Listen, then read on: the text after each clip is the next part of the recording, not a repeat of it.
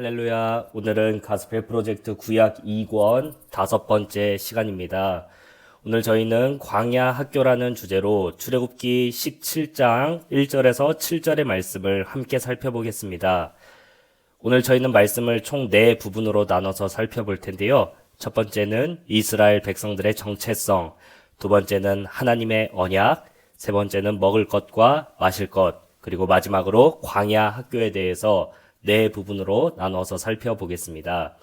오늘 본문 말씀인 출애굽기 17장 1절부터 7절 말씀을 먼저 함께 살펴보겠습니다. 이스라엘 자손의 온 회중이 여호와의 명령대로 신광야에서 떠나 그 노정대로 행하여 르비딤의 장막을 쳤으나 백성이 마실 물이 없는지라. 백성이 모세와 다투어 이르되 우리에게 물을 주어 마시게 하라. 모세가 그들에게 이르되 너희가 어찌하여 나와 다투느냐. 너희가 어찌하여 여호와를 시험하느냐. 거기서 백성이 목이 말라 물을 찾으매 그들이 모세에게 대하여 원망하여 이르되 당신이 어찌하여 우리를 애굽에서 인도하여 내어서 우리와 우리 자녀와 우리 가축이 목말라 죽게 하느냐. 모세가 여호와께 부르짖어 이르되 내가 이 백성에게 어떻게 하리이까. 그들이 조금 있으면 내게 돌을 던지겠나이다. 여호와께서 모세에게 이르시되 백성 앞을 지나서 이스라엘 장로들을 데리고 나일강을 치던 내 지팡이를 손에 잡고 가라. 내가 호렙산에 있는 그 반석 위 거기서 내 앞에 서리니 너는 그 반석을 치라. 그것에서 물이 나오리니 백성이 마시리라. 모세가 이스라엘 장로들의 목전에서 그대로 행하니라. 그가 그곳 이름을 마사 또는 무리바라 불렀으니 이는 이스라엘 자손이 다투었으며 또는 그들이 여호와를 시험하여 이르기를 여호와께서 우리 중에 계신가 안 계신가 하였음이더라. 아멘. 네, 저희가 오늘 함께 읽은 출애굽기 17장의 말씀은 이스라엘 백성들이 애굽에서 모세의 인도를 받아 출애굽한 뒤에 광야에서 물이 없어 하나님께 원망하는 장면을 함께 살펴보았습니다. 오늘 저희가 이 말씀을 함께 살펴보기 전에 이스라엘 백성들의 정체성에 대해서 함께 살펴보길 원합니다. 이스라엘 백성들은 애굽에서 400년 동안이나 종으로 지냈습니다. 그러면서 자신들이 누구인지 정체성을 모두 잃어버렸습니다. 하지만 그들의 삶은 정말 열심이었습니다. 왜냐하면 이스라엘 백성들의 노동이 어떠했는지를 출애굽기 1장에서는 3가지로 기록하는데 흙 이기기와 벽돌 굽기와 농사 짓기라고 나오고 있습니다. 이 3가지 일은 하루에 하나만 해도 벅찬 일인데 이 모든 일을 다 감당했다고 하니 이스라엘 백성들이 얼마나 열심히 살 수밖에 없었는지를 알 수 있습니다. 이렇게 정체성을 잃어버린 채 열심히 살았던 이스라엘 백성들은 애굽의 바로 왕의 국고성인 비돔과 라암셋을 짓기 위해서 그리고 이스라엘 백성들은 애굽의 병사들을 먹일 많은 군량을 만들기 위해 열심히 농사를 지었습니다. 정체성을 잃어버리고 사는 이스라엘 백성들은 자신들이 왜 이렇게 살고 있는지 모른 채 그리고 앞으로 자신들이 어떻게 살아가야 할지도 모른 채 그저 열심히 그리고 고통스럽게 살아갔습니다. 우리 중에서도 이러한 이스라엘 백성들처럼 자기가 누구인지 정체성을 모른 채 살아가는 사람들이 있을 수 있습니다. 내가 누구인지 모르면 내가 어떻게 살아야 하는지도 당연히 모를 수밖에 없을 것입니다. 오늘 저희가 이 말씀을 함께 살펴보면서 이스라엘 백성들이 점점 정체성을 찾아가고 있는데 저희도 이 말씀을 통해 저희의 정체성을 찾고 우리가 어떻게 살아야 하는지를 말씀을 통해 발견하게 되길 소망합니다. 이스라엘 백성들이 애굽에서 400년 동안이나 노예로 생활을 하고 있을 때 이러한 이스라엘 백성들을 하나님께서 출애굽시키셨습니다. 하나님께서 선택하신 모세를 통해서 이스라엘 백성들을 애굽에서 꺼내어 내셨는데 어떻게 보면 이스라엘 백성들은 자의로 애굽에서 나온 것은 아니었습니다. 오히려 모세가 바로에게 이스라엘을 풀어주라고 얘기했을 때 바로가 이스라엘 백성들에게 더욱 무겁게 노동을 시켰고 이스라엘 백성들은 오히려 자신들을 그냥 두라고 얘기를 했는데 하나님께서 이스라엘 백성들을 출애굽시키신 것을 저희는 말씀을 통해 알 수 있습니다. 그렇다면 이스라엘 백성들이 출애굽하게 된 것은 이스라엘의 뜻이라고는 볼 수 없고, 물론 이스라엘이 출애굽을 간절히 원했지만 이 모든 역사를 진행시키신 것은 전적으로 하나님의 뜻이었으며 하나님의 계획이었다는 것을 알 수 있습니다. 그렇다면 이스라엘 백성들이 왜 애굽에서 400년을 살다가 그곳에서 출애굽하게 되었는지를 저희가 하나님의 약속에 근거하여서 성경에서 그 증거를 찾을 수 있습니다. 바로 창세기 15장 13절에서 14절에 하나님께서 아브라함에게 약속을 주셨을 때에 이렇게 말씀하셨습니다.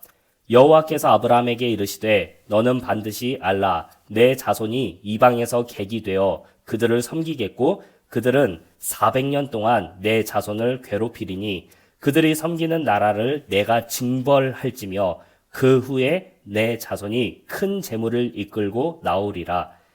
하나님께서 아브라함에게 많은 자손을 주실 것이라고 약속하신 이 횃불 언약이 기록된 창세기 15장의 말씀에 하나님께서 분명 아브라함의 자손이 이방에서 객이 되고 종이 되어서 400년 동안이나 이방 나라를 섬긴 뒤에, 그리고 괴롭힘을 당한 뒤에 하나님께서 이스라엘 백성들이 섬기는 그 나라, 아브라함의 자손이 섬기는 그 나라를 징벌한 뒤에, 그리고 하나님께서 그곳에서 이스라엘 백성들을 나오게 할 것이라고 이미 약속하셨습니다.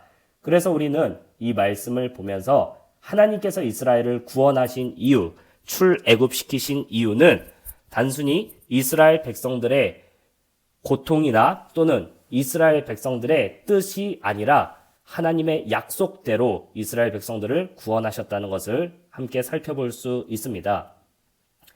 이스라엘 백성들에겐 어느 날 갑자기 하나님의 음성이 들리고 하나님의 말씀을 따르는 모세라는 사람이 자신들을 인도하는 것을 느꼈습니다. 오늘날 혹시 나에게도 어느 날 갑자기 하나님의 말씀이 들려오고 또 그 말씀을 따라야 한다는 얘기가 들릴 때 우리는 당황하지 말고 이것은 나의 뜻이 아니라 나를 구원하시기로 선택하신 하나님의 뜻이구나. 하나님께서 나를 인도해 주시길 원하시는구나 라고 생각할 수 있을 것입니다.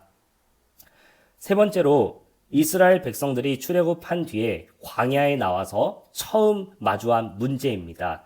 그것은 다른 문제가 아니라 바로 먹고 마시는 것의 문제였습니다. 이스라엘 백성들이 애굽에 있을 때엔 먹고 마실 수 있는 게 풍부했습니다. 진귀한 음식들, 오감을 자극하는 음식들과 건강한 음식들이 많이 있었습니다. 하지만 광야에는 먹고 마실 것이 부족했습니다. 아무 것이나 먹고 마시기에는 아주 위험했습니다. 오직 하나님께서 주시는, 적절하게 주시는 만나와 물만 먹고 마실 수 있었습니다. 그래서 이스라엘 백성들은 애굽의 삶을 그리워하며 이렇게 하나님께 원망했습니다. 우리가 애굽에 있을 때에는 값 없이 생선과 오이와 참외와 부추와 파와 마늘들을 먹은 것이 생각나거늘 이제는 우리의 기력이 다하여 이 만나 외에는 보이는 것이 아무것도 없도다. 이렇게 이스라엘 백성들이 하나님과 모세에게 원망을 했습니다. 하나님께서 이스라엘 백성들을 굶기신 게 아니고 목마르게 하신 게 아님에도 불구하고 이스라엘 백성들은 꼭 이렇게 하나님께 원망을 했습니다. 결국 하나님께서는 이스라엘 백성들이 약속의 땅에 들어가기 전에 전적으로 하나님의 말씀을 의지하여 살게 하시는 광야 학교에 들어가게 하셨습니다. 사랑하는 여러분, 하나님께서 나를 구원하시고 인도하시겠다고 계획을 세우시고 또 내가 그러한 하나님의 인도를 받게 되었을 때 내 눈앞에 모든 어려움들이 사라지고 즐거운 일들만 가득하게 되는 것은 아닙니다. 또 내 눈앞에 즐길 거리와 풍부한 놀거리들이 가득해지는 것도 아니고 내 앞에는 정말 할 수 있는 것이 제한적이고 또 하나님께서 명령하신 것을 따라야 하는 삶이 펼쳐집니다. 마치 이스라엘 백성들이 광야에서 하나님의 말씀만 따라 행진하고 하나님의 말씀만 따라 만나와 메추라기 그리고 하나님께서 주시는 물만 먹었던 것처럼 말입니다. 우리도 마찬가지로 하나님께서 주시는 음식과 물을 먹으며 하나님께서 인도하시는 곳으로 가야 합니다. 그래서 성경은 우리가 하나님의 말씀을 따라 걸어야 할 그 길을 넓고 좋은 길이라 얘기하지 않고 좁은 길, 좁은 문이라고 얘기하는 것입니다. 하나님께서 이스라엘 백성들을 인도하신 광야 학교에 대해서 살펴보길 원합니다. 하나님께서 이스라엘 백성들을 광야 학교로 인도하셨습니다. 왜냐하면 이스라엘 백성들이 아직도 하나님을 믿지 못했고 아직도 하나님께서 우리와 함께 하시는지를 알지 못했기 때문입니다. 그래서 하나님께서 인도하신 이 광야 학교의 교훈은 무엇이었을까요? 바로 여기 액자에 나온 것처럼 하나님의 말씀으로 사는 것입니다. 신명기 8장 2절에서 3절, 모세는 이스라엘 백성들이 가나안 땅에 들어가는 것을 바로 앞에 두고 마지막으로 이스라엘 백성들에게 고별 설교를 할 때 우리를 광야에서 하나님께서 인도하신 이유는 바로 우리가 떡이나 물이 아니라 하나님의 말씀으로 말미암아 산다는 것을 가르쳐 주시기 위해 하나님께서 우리를 광야 학교로 인도하셨다라고 얘기했습니다. 그렇다면 이스라엘 백성들이 광야 학교에서 배워야 하는 것은 무엇일까요? 그것은 바로 하나님께서 나와 함께 하시는가입니다. 이스라엘 백성들은 하나님께서 자신들과 함께 하는 것을 수많은 역사들로 보았지만 그럼에도 불구하고 계속해서 잃어버리고 우상을 섬기는가 하면 원망을 하는 등 하나님을 믿지 못하고 하나님께서 어떻게 나와 함께 하시는가를 보지 못했습니다. 그리고 마지막으로 이스라엘 백성들이 광야 학교를 지내면서 그들이 먹어야 할 급식은 바로 신령한 음식과 신령한 물이었다고 고린도전서 10장 3절과 4절에서 바울이 고린도 교회를 향해 이 말씀을 설명하고 있습니다. 사랑하는 여러분, 이스라엘이 받은 광야 학교 수업은 우리도 동일하게 받습니다. 하나님께서 우리를 구원하시기로 계획하신 뒤에 우리 모두는 광야 학교에 입학하게 됩니다. 하나님께서 어떻게 우리와 함께 하시는지 말씀을 통해 배우고 하나님의 말씀을 먹고 하나님의 말씀을 마시며 그리고 우리가 떡과 다른 음식이 아니라 하나님의 말씀으로 사는 것을 광야 학교를 통해 배우게 되는 것입니다. 사랑하는 여러분, 이스라엘 백성들이 이렇게 광야 학교를 지내면서 그들은 하나님을 향해 이런 물음을 가졌습니다. 하나님께서 과연 우리와 함께 하시는가? 오늘 본문인 출애굽기 17장 7절 말씀에서도 이스라엘 백성들이 모세에게 우리에게 물을 내오라, 우리에게 물을 달라 라고 한 것은 하나님을 시험하는 것과 같았다고 출애굽기 17장 7절에서 얘기하고 있습니다. 이렇게 하나님을 원망하고 하나님을 시험하는 이스라엘 백성들에게 하나님께서 어떻게 하셨을까요? 하나님께서 그들을 멸망시키지 않으시고 모세에게 말씀하셔서 이렇게 명령하셨습니다. 모세야, 너는 그 반석을 치라. 그 반석에서 물이 나오리니 이 백성이 마시리라. 하나님께서 모세에게 명령하셨을 때 나일강을 피로 만든 그 지팡이를 들고 이 반석을 치라 명령하셨습니다. 그러면 이 반석에서 물이 나와서 이스라엘 백성들이 먹고 살게 될 것이라 말씀하셨습니다. 이스라엘 백성들이 하나님을 원망하고 하나님을 시험하는 이러한 태도를 볼 때 하나님의 마음은 사실 슬프셨을 것입니다. 하나님의 마음은 분노하셨을 수도 있습니다. 만약 모세의 지팡이가 하나님의 명령대로 들렸다면 하나님께서 이스라엘 백성들을 향해 분노하셨다면 모세가 지팡이를 들어 내려치는 것은 반석이 아니라 어쩌면 이스라엘 백성들이 됐을지도 모릅니다. 어쩌면 하나님께서는 그 지팡이를 들어서 이스라엘 백성들을 향해 내밀어라. 내가 그들을 진멸하고 나를 원망하고 믿지 못하는 그들을 진멸하고 내가 나를 잘 믿고 나를 잘 따르며 나의 말만 순종하는 순종적인 백성을 만들겠다고 얘기하셨을 수도 있습니다. 하지만 하나님께서는 이스라엘 백성들을 치지 않으시고 그 앞에 아무 잘못 없고 아무 이유 없는 반석을 치게 하셨습니다. 그리고 그 반석에서 물이 나서 이스라엘 백성들이 그 물을 마시고 구원을 받고 살게 된 것입니다. 사랑하는 여러분, 우리가 이 말씀을 볼 때 이스라엘 백성들의 죄를 대신해서 지팡이로 맞은 이 반석, 그 반석에서 샘물이 나서 이스라엘 백성들이 구원받은 이 반석을 어떻게 볼 수 있는지 우리는 신약 성경에서 바울의 설명을 인용해 보려 합니다. 바울은 고린도전서 10장 4절에서 이렇게 얘기했습니다. 그 반석은 곧 그리스도시라. 하나님께서 우리를 얼마나 사랑하시는지 이 말씀을 통해서 우리는 알 수 있습니다. 이스라엘 백성들 대신 지팡이로 맞은 그 반석에서 물이 났고 그 물을 마심으로 이스라엘 백성들이 살게 된 것을 사도 바울은 이렇게 설명했습니다. 우리의 죄를 대신해서 십자가를 지신 예수 그리스도와 하나님의 진노를 대신 감당하신 예수 그리스도에게서 나온 물과 피를 통해서 우리가 살 수 있게 되었다고 사도 바울은 얘기합니다.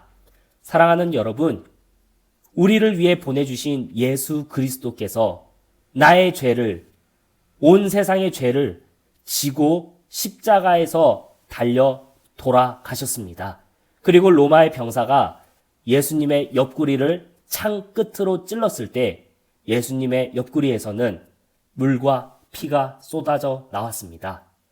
사랑하는 여러분, 우리는 예수님께서 흘리신 그 물과 피 때문에 구원을 받게 되었습니다. 이스라엘 백성들의 눈앞에 놓여져 있던 그 반석에서 샘물이 난 것처럼 우리를 위해 죽으신 예수 그리스도에게서 물과 피가 흘러나와서 우리가 구원을 받게 된 것입니다. 우리가 이 말씀을 기억하면서 내가 어떻게 하나님과 함께하는가를 생각할 것이 아니라 하나님께서 어떻게 이스라엘 백성과 함께 하셨는가를 생각해 보길 원합니다. 하나님께서 어떻게 나와 함께 하시는가를 생각해 보길 원합니다. 이 말씀을 보면서 내가 하나님의 말씀을 잘 지켜야겠다. 내가 하나님의 말씀을 잘 따라야겠다라고 이 말씀을 이해하는 것이 아니라 이스라엘 백성들은 눈앞에서 하나님의 기적을 보고 하나님께서 어떻게 자신들과 함께 하는가를 계속해서 보았지만 하나님께 원망하고 하나님의 인도를 믿지 못했던 것처럼 우리 역시 우리를 사랑하셔서 보내주신 예수 그리스도와 예수 그리스도의 말씀이 우리의 눈앞에 있지만 우리는 여전히 그 말씀을 믿지 못하고 우리는 여전히 이 말씀에 인도받는 것을 즐거워하지 못하는 이스라엘 백성들과 같은 사람들입니다. 하지만 하나님께서는 모세에게 명령하셔서 그 지팡이를 들라 하셨고 그 지팡이로 이스라엘 백성들을 치신 게 아니라 그 눈앞에 있는 반석을 치셔서 물을 나게 하셨습니다. 오늘날도 마찬가지로 하나님께서는 불순종하는 우리에게 내릴 진노를 예수 그리스도에게 다 감당하게 하셨고 우리는 예수 그리스도께서 흘리신 그 물과 피로 인해 구원을 받게 되고 하나님의 자녀가 되었습니다.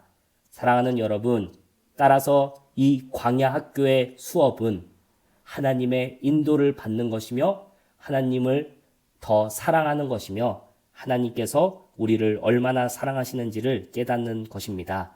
오늘 이 말씀을 통해서 예수 그리스도의 사랑과 하나님의 사랑을 발견하고 나를 사랑하시는 하나님을 아버지라 고백하며 날 위해 죽으시고 날 위해 물과 피를 쏟으신 반석 되신 예수 그리스도를 나의 구원자요, 나의 주인이라고 고백할 수 있는 저희 모두가 되길 간절히 소망합니다.